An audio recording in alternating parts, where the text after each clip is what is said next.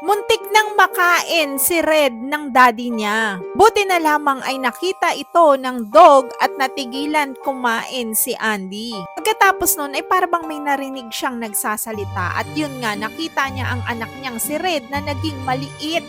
Si Andy kasi ay isang scientist. Meron siyang experiment na nakakapagpatiny ng mga tao. Pero unsuccessful ang kanyang ginagawang experiment. Isang araw habang naglalaro sila Red ay napunta yung ball nila doon sa machine at na-activate ito. Pagpasok nila doon ay saktong nakatutok sa kanila at bigla silang naging maliit na tao. Narinig ni Andy yung ingay kaya naman agad siyang pumasok sa laboratory niya. Pero dahil nga nainis siya dun sa machine niya ay sinira niya ito dahil akala niya hindi nag-work ang kanyang experiment.